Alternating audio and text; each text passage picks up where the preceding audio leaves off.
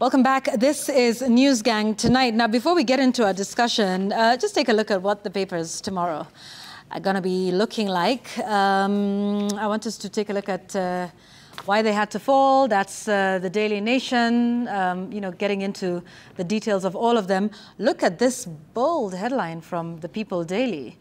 You read that for yourself. Interesting. I won't say it so that it's not my words. Is this the point we do the disclaimer? These are not my words and they do not represent mine, but those of... Anyway, I'm kidding.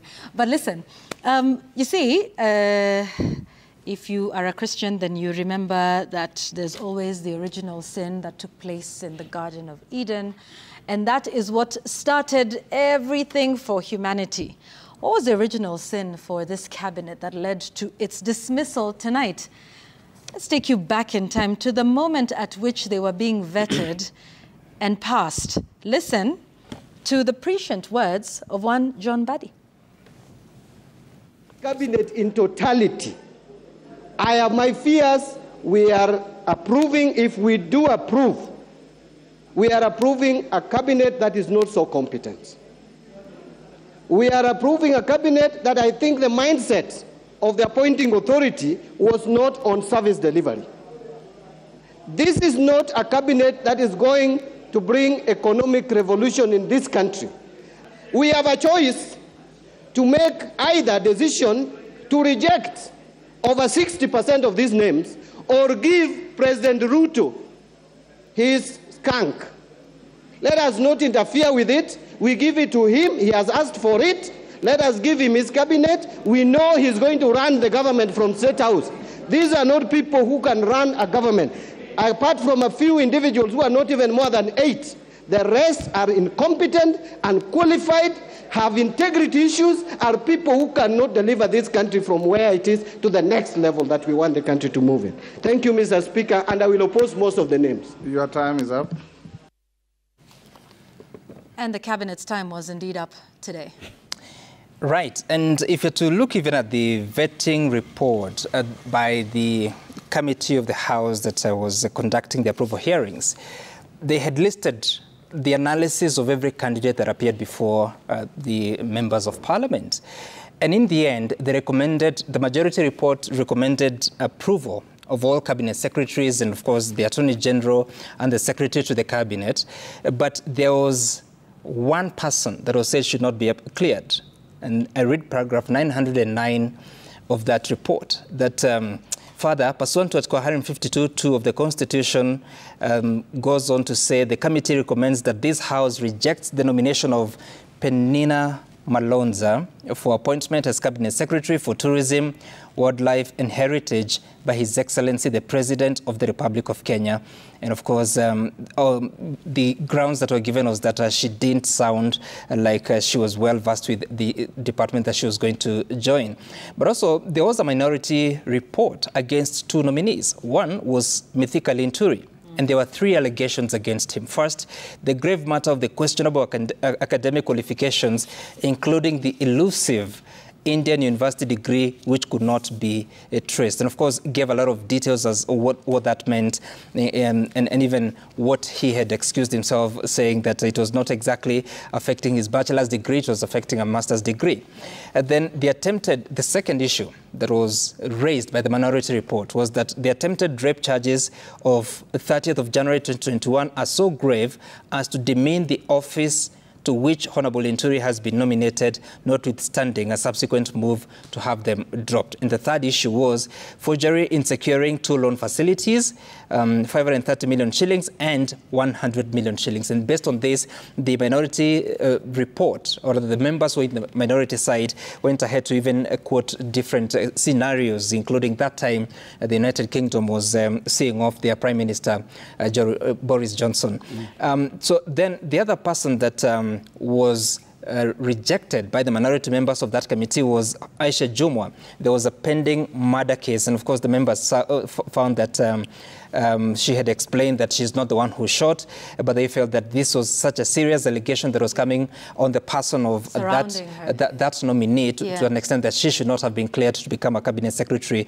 Of course, by that time, there had been withdrawals of several cases by the prosecution side, and therefore, riding on that, the majority of the members passed those names. But even when you look at the entire report of the House, they're also talking about that there has to be, you must have this question talking about presumption of innocence, and they were saying that, so the minority side was saying that that is not the most important thing, presumption of innocence. It is about what it says about the person that is going to occupy that office. So if you look at the performance of Penina Malonza, the performance of Mithika Linturi, the performance of Aisha Jumwa, if you look at how they have performed across those 20 months versus what the vetting team was able to find during the scrutiny of these nominees, it may tell you a lot. But also you will remember that even as that was happening, this is one of the cabinets that the nominees that even in terms of reporting about their wealth, how much they are worth, there was quite a conversation that was being held by different people on different platforms, bearing in mind that they would appear in what language that people may say would appear to have been so loaded. So really looking at all those situations and looking at where the president is headed with all the broad-based conversations that he's talking about, the political formations, it is a question that has to linger on the minds of those people that will be considering or that will be considered to be joining the cabinet, bearing in mind that that crucial process of approval hearings must be considered, and people must have to take due regard to whatever is submitted by the members of the public. Yeah, Jamila? Yeah, and everyone remember, when President William Ruto appointed his cabinet, remember Kenya has a dire history of corruption and impunity. So had the president been so minded, I think he would have appointed ministers who had cleaner reputations, but he did not. And I think one of the reasons was that when he won the election, it was almost against all odds, because he had to defeat the combined forces of his predecessor, who was President Uhuru Kenyatta, and Raila Odinga, who was President Kenyatta's favored successor. So Ruto had to build a large multi-ethnic coalition. In so doing, Yvonne, he actually was seen to be paying political debt, because several of his cabinet choices look like payback. You know, these are people who stood by me. Well, people like CS, who was CS for tourism then, Alfred Mutua, alivuka sakafu almost towards the end and joined him. We had Amason Kingi, who ended up being the Speaker of the Senate, also pia alivuka sakafu. We had the current Chief CS, Musala Mudavadi, pia joined at some point. So we had all these political debts that are being paid, and that's where the appointments came from. And then there were lots of complaints about them and their performances at CSS. We even had a soundbite, I think, that we need to listen to, that President himself talked about when they're signing performance contracts, talking about how they cannot keep time, how they've basically dismissed themselves, and then we can continue. To many of you, on phone, many times I call you to my office, we interact in different places, I ask you questions, you know that, on programs, on projects. And I find that many of you, the people I speak to, don't even know what is going on in your ministries or departments. You have very scanty information. The moment I know more than you in your ministry, then you must begin to understand that something is very wrong. And just to give context, that was on the 1st of August 2023, when they were signing their performance contracts, you know, at that point. And, you know, what an interesting thing, you know, we've moved from that minority report to now him starting to see this for himself. I just thought it was important to say, you know, at what point, you know, this came in. It was just close to 1 year after they had taken oath of office, Jamila. Exactly. And if your boss says this about you, What does it mean? And action should have been taken. Maybe better action than having that Kamini reshuffle. Remember it? Yeah. When we had Moses Kuria moved to public service, you had Aisha Jumo's gender one being chunked off, hived off from tourism, from foreign affairs to tourism, and then we had Musalia Mudavadi being given the foreign affairs docket, and then we had Rebecca Miano being moved now to the trade and industry one. We had Perina Malonza moved to the East Africa and the EAC one. But still, you're just not dealing with the problem, because unamtoa shida hapa, unapeleka kwingine. And I think that's part of why now we've seen what we have seen, because these people were appointed, they were vetted, the questions were raised, but of course, waliendelea wakapatiwa majukumu. A year down the line, mna-sign performance contracts, and your boss himself, the person who appointed you, with all that was going on around, the fact that there were questions raised about integrity, about they had court cases and all that, analalamika kuwahusu akisema mjui nini inaendelea. And then no action is taken. A few months later, we have watu wamesongeshwa kidogo, but the exact same people live on. That's just, una postpone shida. Unatumia bandage kuziba mahali mtu amevunjika mfupa.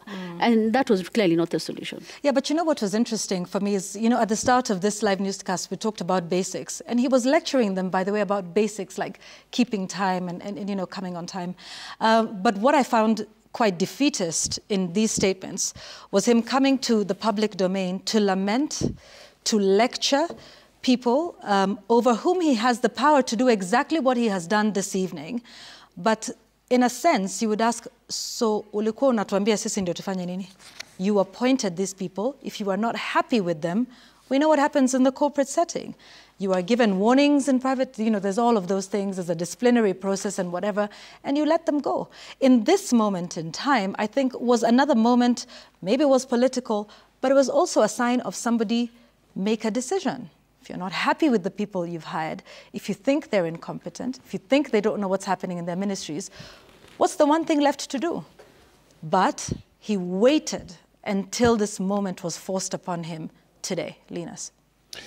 Yes, there are a lot of lessons, and I'm glad to hear the President talking about reflections today, because these are deep reflections.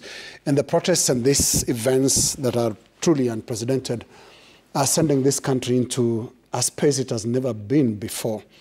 Because for a long time, winning an election had been seen as an opportunity to convert government into some sort of personal property, to where you can dole favors to those who helped you in the campaign. I think we are quickly learning as a country, as a government, as a president, that actually government is a very shared space. This is the common ground of all Kenyans. I mean, people, some of them who never voted in 2022, actually came out in the streets and said, no, this is not the quality of governance we want. It's because we have to really understand where government should sit in relation to the people, regardless of how they voted.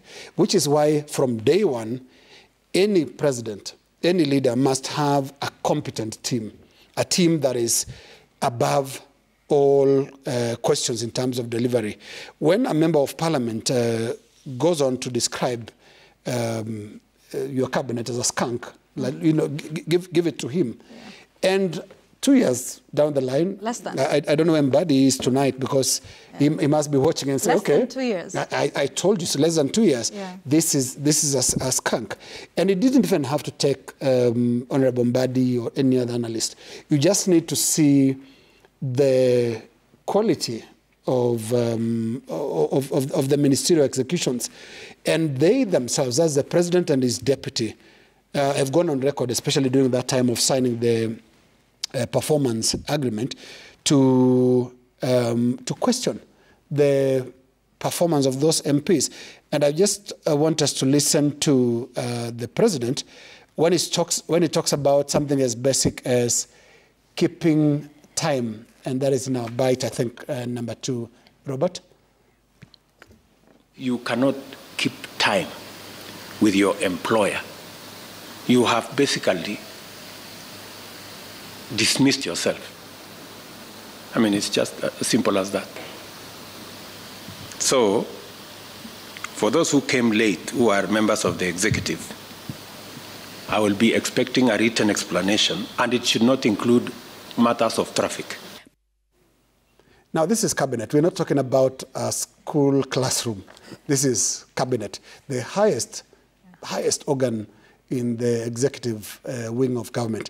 Let's listen to Deputy President Rigathi Gachagua speaking in the same event about the lack of control, basically, by cabinet ministers, cabinet secretaries. People should have regulated themselves to travel when it is necessary. But because of the opulence, that all ministers and PSs were out of the country most of the time, the president had to put a stop and say you can only do so much. And sometimes I wonder, why do you have to honor every invitation that you have been given to every country? Your Excellency, at times we have tried to hold cabinet committees, we can't. 5, 6, 7, 8 ministers are out of the country. Some change clothes at the airport from one country to another. That is the truth. Why can't you regulate yourself? Why can't you regulate yourself? The question to cabinet. And I think on the same day, the president weighed in on the same issue of uncontrolled, unregulated travel by cabinet secretaries.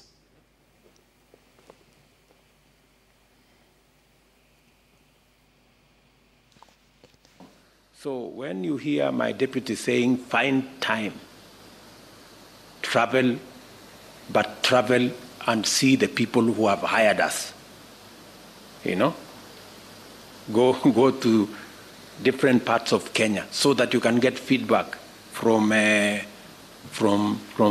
public, and on and on and on and on. So this is what we must all, when we talk about citizen-centric, it is ultimately the citizens we are serving. Then there was talk about the work ethic of that same cabinet. It wasn't a very good morning at State House that day, and I think the president at that time also spoke about his phones going unanswered. Let's listen to this. Called CS Chelugui. I didn't find him, so I called his PS, and I found her, and I explained to her, I told her, look, the public is not understanding this. Did I call you or not on Sunday? You know, I told you this is what the public is saying. Please do more sensitization on Hustler Fund Phase 2. Now, with all that, it still had to take the breaching of Parliament. Yeah. 41 lives lost. 41 Kenyans were shot dead during the recent protests. Some are still missing to date, abductions. And I mean, you look at this and wonder whether it's worth any life or worth anybody going missing out there. Because they themselves, as the president and his deputy, for a long time knew that they probably didn't have the right cabinet to run the country even. Yeah, and they were completely not powerless. They really weren't, and that is the frustrating thing. And I remember when we watched that, and we discussed it here, is they were acting so helpless. Like, now we don't know what to do. When Rigathi is saying you should regulate yourselves, you regulate them. They answer to you. The president has the constitution on his side to be able to let go of those people that are not performing. But you act helpless, and then it comes to this. That's a very important point, because so the government has not lived to its billing or the promises that it made for the election. But away from that, there's a constitution that provides what a government is supposed to be doing, in this case, executive. And yes, the president has many functions and roles, including appointing state officers to different important offices in the country. But then again, you have to sit and reflect. So what does the cabinet do? So yes, Parliament has vetted, this opinion is divided on whether they are competent or they are not, but they have been sworn in to execute their duty. So what does the Constitution say? That the president shall chair cabinet meetings. shall direct and coordinate the functions of ministries and government departments, and by a decision published in the Gazette, assign responsibility for the implementation and administration of any act of Parliament. So really, a constitution that is giving so much authority on the president, if the cabinet fails, who's failing? And you look at the action, yes, it is necessary. And I heard the president yesterday say that there was an election in 2022. Let us meet in 2027 for the next election. And that is what the Constitution provides anyway. There will be regular elections every 5 years. That will happen in 2027. But then again, there has to be a question about the performance of the entire cabinet. And the cabinet is headed by the president. There is a deputy president. There's an attorney general, and up to 22 cabinet secretaries. What have they been doing the past few years? Why are we not talking about that as a country, not here? Yeah. Remember again, so there's a conversation, and the president is saying that he's going to embark, let me quote him right, that he will immediately engage in extensive consultations across different sectors and political formations. Yeah. Kenya Kwanza was elected as Kenya Kwanza. It was UDA, ANC, Ford Kenya, Chap Chap, and many other political parties. Yeah. Post the election, the Azimio coalition had a majority in the National Assembly. What happened to that? Of course, that changed because some parties moved towards the side of Kenya Kwanza. And eventually, Kenya Kwanza had the majority in the National Assembly. They've been able to do a lot of things based on those numbers purely or particularly. But then again, so we've had a minority side. What is broad-based conversation with different political formations? What exactly is that supposed to achieve? Is he spreading the political risk so that in the end, as he takes responsibility, so will leaders of other political formations? Yeah. I don't know which ones they are, but the photo we saw at the KICC has Raila Odinga, who came second and actually disputed the outcome of that election.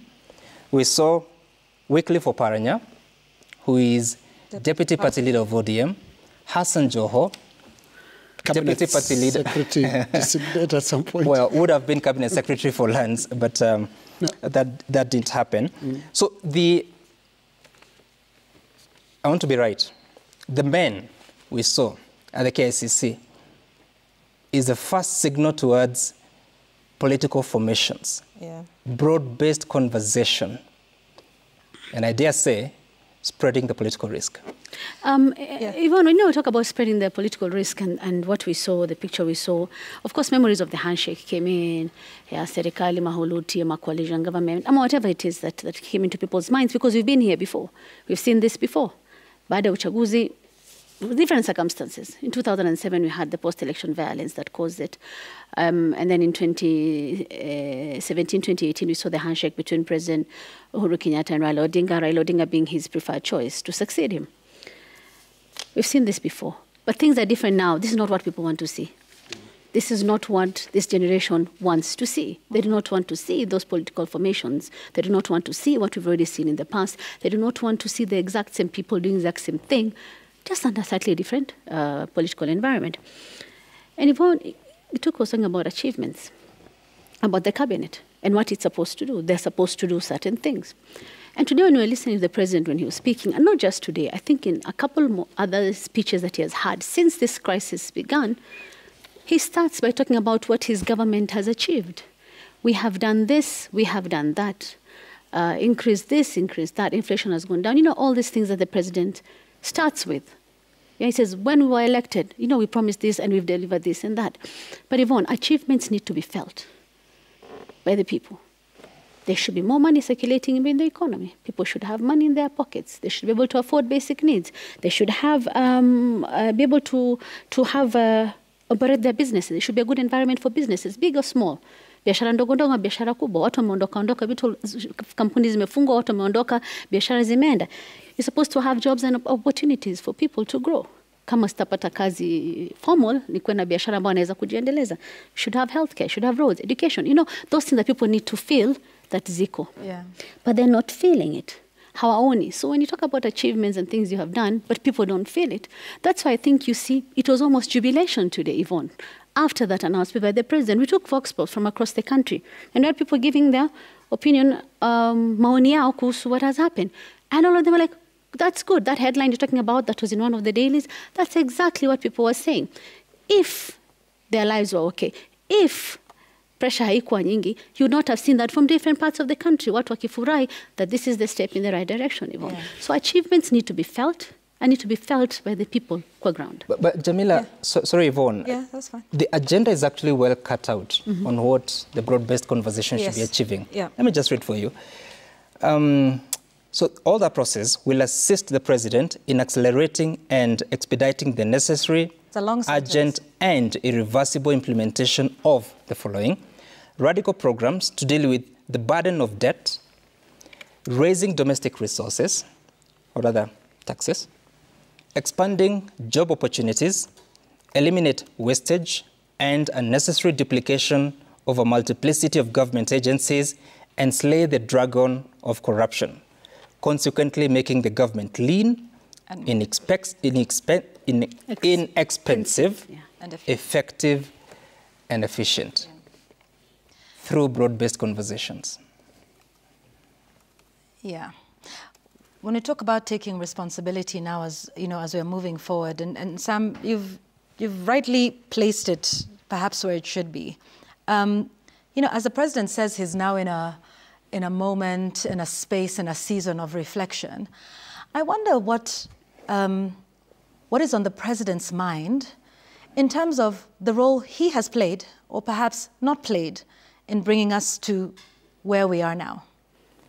When you reflect and you take stock and you take accountability, I wonder how much he wants to take accountability and responsibility for how we've gotten to this moment.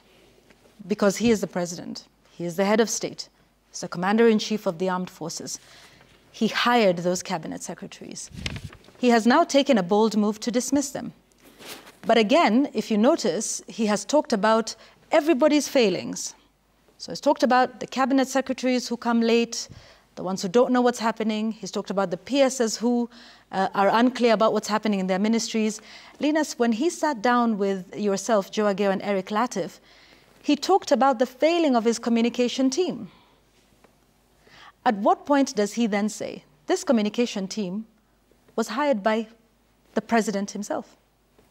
The cabinet secretaries and the PSs were hired by the president himself.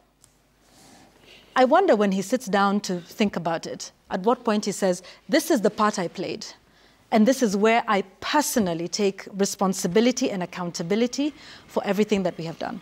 And even as we move forward now, I think that is a moment of reflection for many other arms of government. For instance, as we look forward now, what has been the role of Parliament? We've even seen the police. I think the only time we heard from the Inspector General of Police was when he was distancing himself from a dispute over burial of that young boy, saying it was a family dispute and that the police was not involved. When was the last time we saw Inspector General of Police Japhet Koome? He has been silent throughout what is now, a month of historic. Yeah. So now as we look at taking accountability and responsibility and changes going forward, Linus, where does this go to next? I know, the Gen Z said now occupy everywhere. What does that look like? Because we've focused on cabinet, we've focused on the executive. What happens next with all these other arms of government and institutions? I think you are raising actually a very worrying question. Worrying in the sense that we are in the middle of a situation that may take us longer than we actually imagine to complete, walk right through. Because in the past few days, actually few weeks since the protests came to many parts of the country, there is this reawakening where questions are now being asked about nearly everything. Now, you asked me the question about the mind of the president. I wish I could read it properly. But all I know, just by watching the president today, making that statement and going back to his office, you can tell that the weight of the situation is now really palpable. You can actually watch it on his shoulders. I think he's fully appreciating that this is not an easy situation. And there are a number of things that actually do inform that. Remember, I think this was the 4th appearance, if I'm not wrong, for the president. The first 2 having been made directly to the camera, the 3rd one with our interview in State House, and today now announcing the changes. When you analyze his journey down this way, you could see that he was still trying to almost deny the gravity of the situation. He makes a statement and gives it time. Yeah. Remember, there was that promise to make some announcement shortly. That was on Friday. Shortly. Last week, yeah. It's been a week now. Yeah. It's been a week since the shortly statement was made, and now today, he made a statement which he could easily have made last Friday, send the cabinet home, and then figure out what should happen next. So the president himself, in my view, is going through quite a lot. It's not an enviable place to be right now. And in the sense that, and I hope those around him appreciate, that this is not a situation that any of his predecessors ever faced. This is not the 1982 coup for that President Moi experienced. This is not the 2007, 2008 post-election violence of President Moi Kibaki. This is nothing like he's seen before. This is completely different, which is why, as I said earlier, the first step really is to interpret the situation correctly, because so that you diagnose and then give the proper and requisite treatment for it. So a lot is going through, a lot is going on at the presidency. Now you expanded it to other sectors. And I think on the question of whether it takes personal responsibility, that is how leadership works. Whatever happens during your time, look, this president will even have to take responsibility for the floods. A natural phenomenon that happened in April, some of the worst in the history, but it happened during your time. The way leadership works is it happened during your time, so you take responsibility. Just the same way you take responsibility for good things. Like if we win the Cup of Nations, you know, the credit goes to the leadership in office at that time. So that's how it works. And he has the unfortunate duty of taking responsibility for where we are. But it's also an opportunity, because here is a president who is getting an opportunity to be a transition between the past and the future. Because you look at what the Gen Zs are doing, their approach, they are more direct, straight to the point in terms of what they... Remember the Kusalimia thing? Yeah. It's been actually more effective than summons from ESCC. Very effective. You know, Salimiani, you know, there's a watch here, let's discuss the price.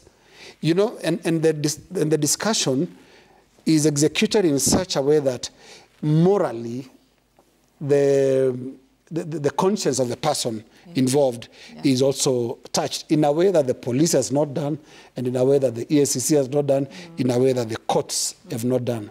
Remember, when this now meets with the law, which we have very good laws, good constitution, good laws, however, the many attempts to water them down, very, very good. And the Gen Zs and the protesters are saying, no, no, no. What we say follow the law is what we have to do.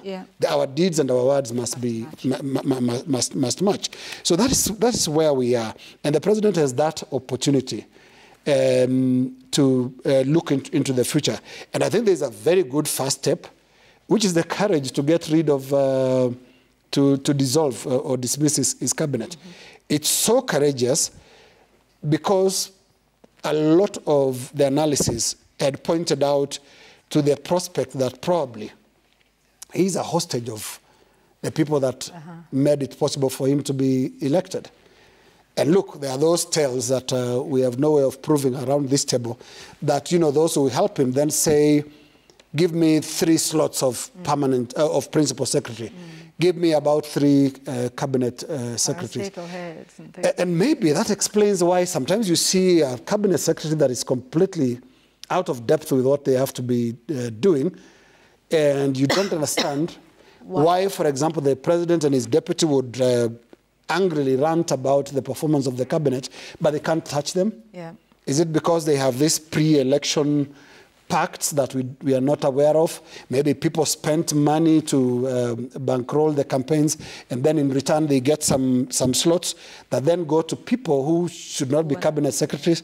So a massive moment of reflection for the president in terms of what has to happen. But there is a bottom line here now that is coming as a reality.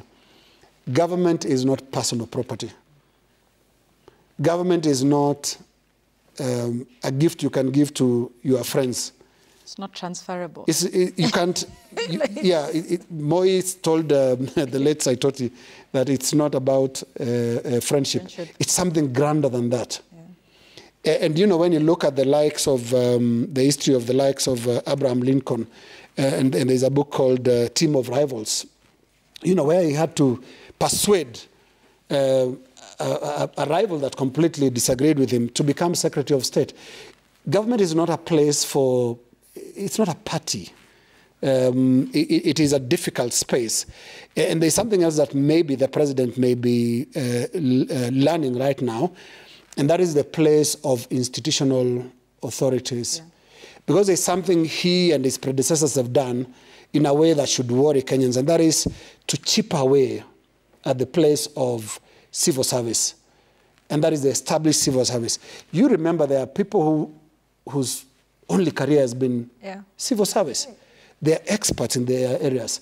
They rise all the way to levels of undersecretary, but can't go beyond there because some election loser has to be brought to become their permanent or principal secretary, or some other loyalist has to come and be your boss. We've treated the civil service so badly, yet the civil service, and I like pointing out this, that it is the civil service, there's a little history lesson for you. It is the civil service that really held the country together in 2007, 2008. There was some sobriety. You can tell, you know, that in Harambee House, whether they twisted election results one way or the other, they still had to look at the bigger picture of how do you hold the country together.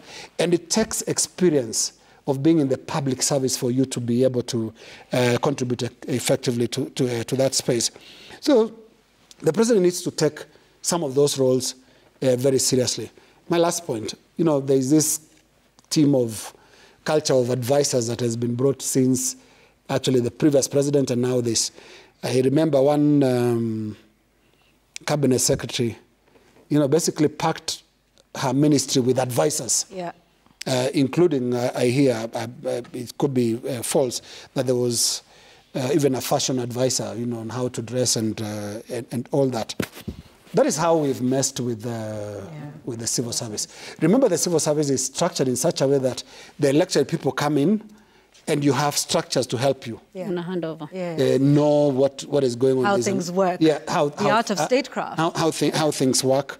You know, where you get your newspapers and tea and things like that, because they have been doing that all these years. But now what happens is, and especially for the last 2 presidencies, there's a lot of advisors coming in who are sort of more than, who are powerful than the civil servants that are heading those ministries. And this really eats away the culture of governance. I think from here, the lessons that we should draw should include what is the bottom line when it comes to, what is the threshold when it comes to the manner of running government, which is that line no one crosses. Whether you've been elected by a majority or minority, it doesn't matter. When you come, what is that you cannot, that culture that you cannot assault? And the one that really keeps our country stable and our democratic practice healthy would be an independent, professional civil service that is just allowed to do their job, regardless who is elected. Remember, they don't have term limits like politicians have. Yeah. So there is continuity. And I think the contempt for that wing of our government, which is the civil service, has actually gotten us here. You see it in the conduct of when we blame cabinet secretaries for not keeping time, you know, it says basically the structures below them, which is in the civil service, have said, you know everything, so take care of yourselves. And you know, civil servants can do that. They can step back and wait for the 55th or 60th year to retire. And, you know, they watch this and say, you know, we see them come and go. So when you push the civil servants to that point where they think they can't contribute, they don't mean much because everything is political, then this is how we end up here. Yeah, I want us to take a break, but just to add on to, you know, the point you were talking about, I think it also boils down to understanding how to run a campaign and when a campaign ends, and now when you move into the space of governance, and understanding the difference between the two. Because on this one, you know, let's talk about the original sin really being 2013, when you have teams who ran a campaign, and perhaps that is something they know how to do very well. And there is a space, there is an art to running a campaign, and a successful one that gets somebody elected. Now, the art of that is completely different from statecraft and running a government. And perhaps those two need to be kept separate. I mean, take a look at the US, and there was the team that surrounded, you know, then President Obama, David Axelrod, Rahm Emanuel, people who really understood how to do this. What happened to them once Obama won the presidency? They stayed back. He went in then, found the people in government who are working, of course, appointed his cabinet ministers, you know, at the time, or the secretaries. And then what did he do when he wanted re-election? He went back and picked up the same campaign team and said, now, you know, you reactivate them. Now it's time to get this done again. Then when he wins his re-election, again, those people disappear. By the way, Rahm Emanuel, I think, went on to run for, was it mayor? You know, New York, and won successfully. But, you know, you go out there and do your own thing. And by the time he was doing that, he knew, you know, President Obama had done his second term, and that was it. But this is what happens. We mix the two so often, you know, and then it would seem like the government is in a constant state of campaigning. We're still standing up, you know, in cars and vehicles and saying, you know, I won the election. This is what we did. We trounced our opponents. Everything has a time and a season. There's a time to campaign. There's a time to win an election. There's a time to run a country and solve the problems.